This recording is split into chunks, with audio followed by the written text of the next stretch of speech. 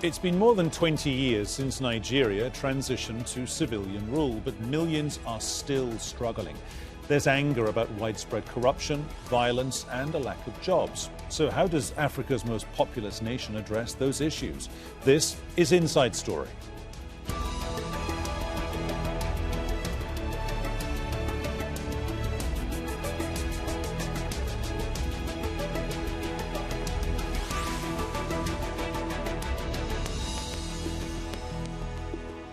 Hello and welcome to the programme. I'm Peter Dobbie. Now, it is rich in resources, it's got Africa's biggest population, and it's enjoyed democracy since 1999. But Nigeria is facing numerous challenges that are threatening to derail much of the progress it's made since that time. Mass kidnappings, attacks by armed groups and criminal gangs, corruption and a lack of jobs have angered many. Widespread protests last year against an anti-robbery police unit led to the killing of protesters. Nigerians are now calling on the government of Muhammadu Buhari to do more to ease their suffering, but officials have responded by banning Twitter. That led to more protests on Saturday. So where does Nigeria go from here? We'll put that key question to our guest shortly. First, this report from Ahmed Idris in Lagos. The protest started peacefully, with demonstrators chanting pro-democracy songs.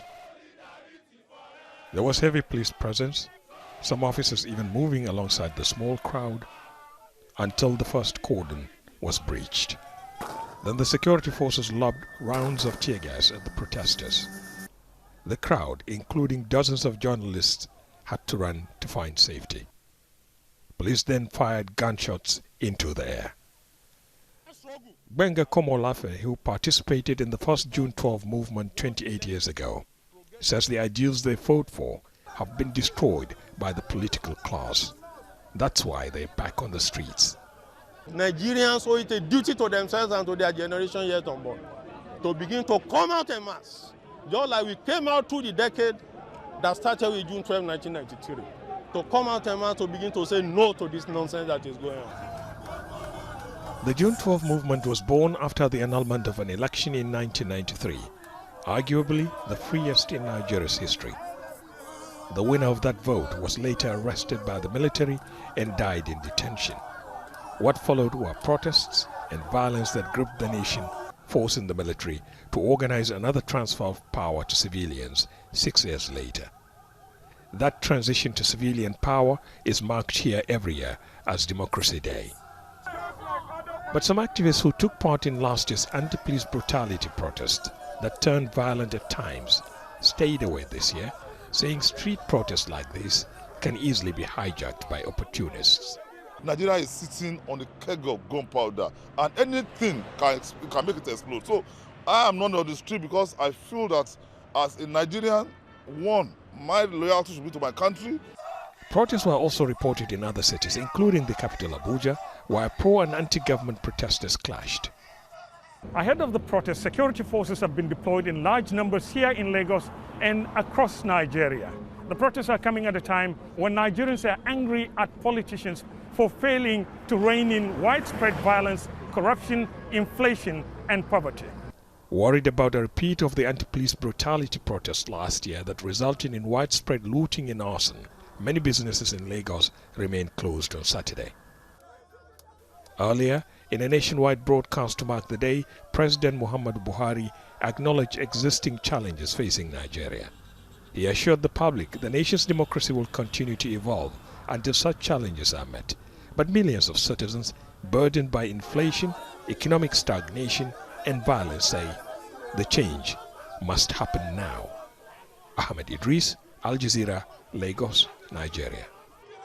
Well, civilian rule returned to Nigeria in 1999, but it's still facing major challenges. Despite being Africa's largest economy, it does have high unemployment at more than 33% of adults minus a job. Many blame it on widespread corruption, recession, and last year's drop in oil prices. Armed groups have killed more than 36,000 people in the past 10 years, displacing about 2.4 million in the northeast. And in central and northwest Nigeria, there's violence between farmers and ethnic Fulani herders, as well as vigilantes and criminal gangs.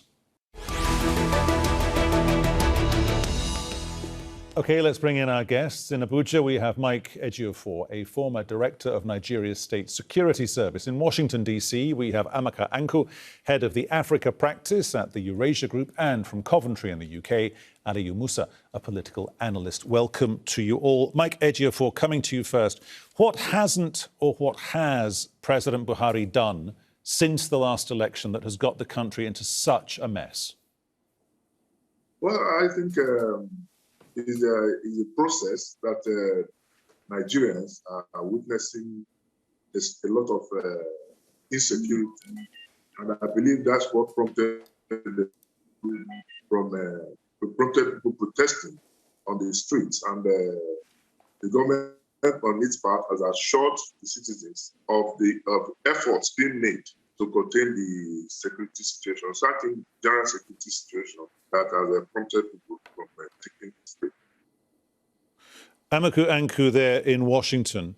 Given that there are demonstrations in Abuja, Lagos, Port Harcourt, there's clearly a good, strong degree of coordination. Is it your sense that this is beginning to look like an anti-Buhari movement? Oh, yeah. I mean, there's clearly an anti-Buhari movement, or several, behind the protest, right? That's not new. We saw that during and after the EndSARS movement last October. So yes, I mean, there's certainly several elements of Nigerian society that are dissatisfied with the Buhari regime. Aliyu Musa in Coventry, that crackdown that Amaka Anku is talking about, how was that handled, in your opinion? I mean, arguably, it made the situation worse, not better. Definitely, the abductions are still ongoing.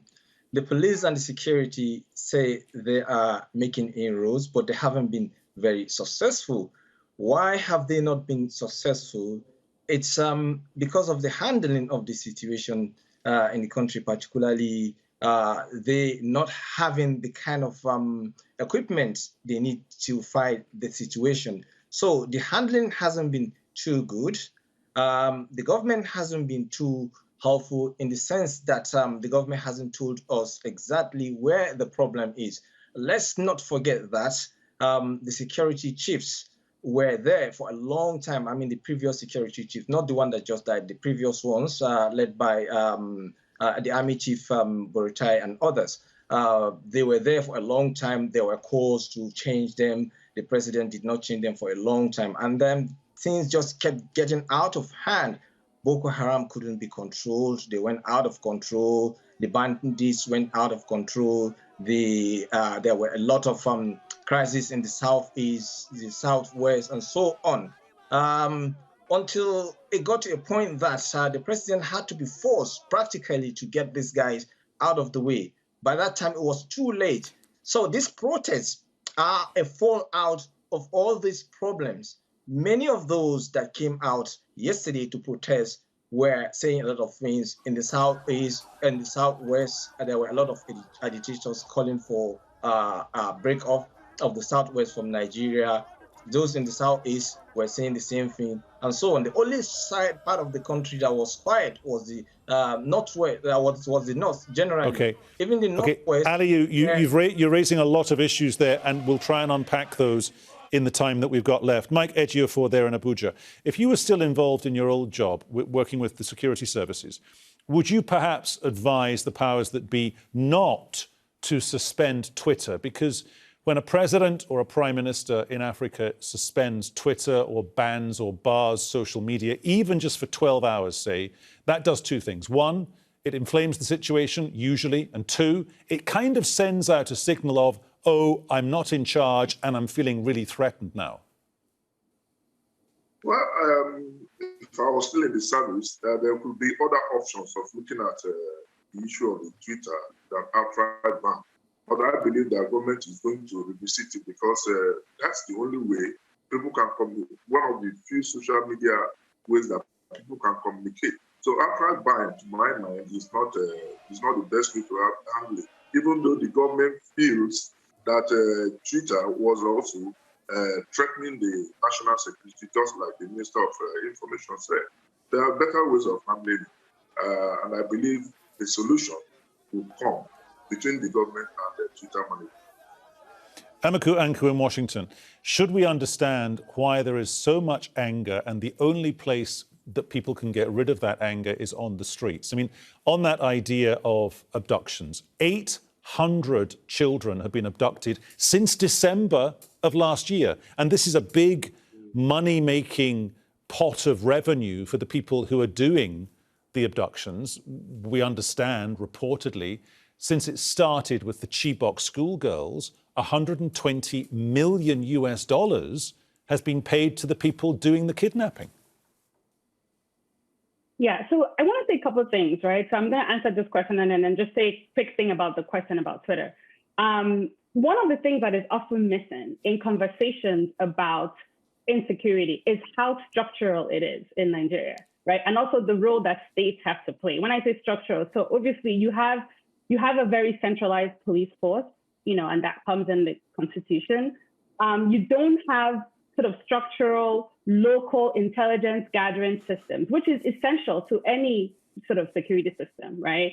And then you have a systematically underfunded and undertrained police force. So, I mean, we have to recognize that these are problems that didn't start today or yesterday or with this administration, right? And it requires a fundamental rethinking of policing in Nigeria. On the question about Twitter, I agree. I think it was absolutely the wrong move for the government to make in restricting access to Twitter. But I do think that one thing that has been lost in the conversation, and I just wrote a piece about this, is that Twitter also made well, let me put it this way.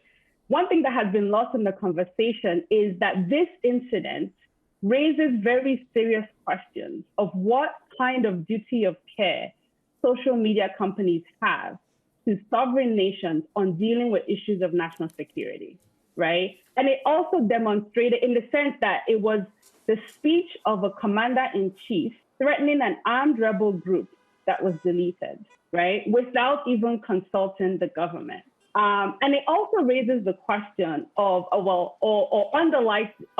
highlights the issue of working the referee, right? So if a social media company is the referee of political speech, and you have instances like this where certain groups of people organize to gain sympathy from the referee, right?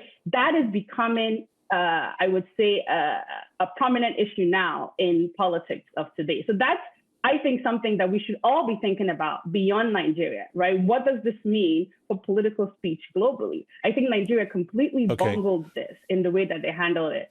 Amaka, a conversation about duty of care from social media platforms, we're talking about Twitter here, is a perfectly valid point to raise. Of course it is, particularly in the context of what we're discussing. It's maybe for another programme, it's maybe for another discussion on Inside Story, because all those social media platforms, all the apps one has on one's phone, yeah, we should talk about those maybe at another time. Aliyu Musa in Coventry.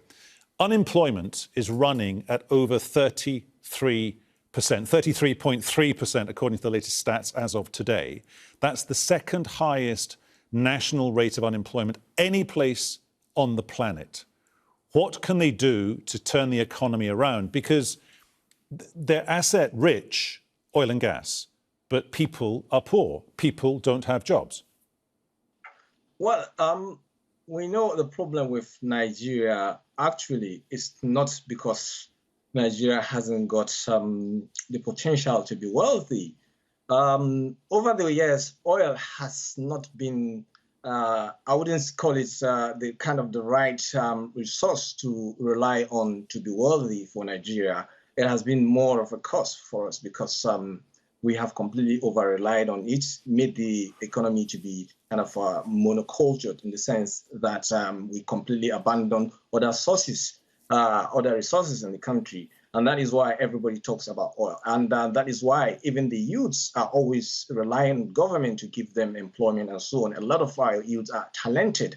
What I expect the government to be doing, and which this government started at a point, but I don't know how far they have taken that, is to encourage people as much as possible to use their talent, to be creative, use that creativity and encourage people to go into kind of entrepreneurship. So that is the best way to create employment for young people.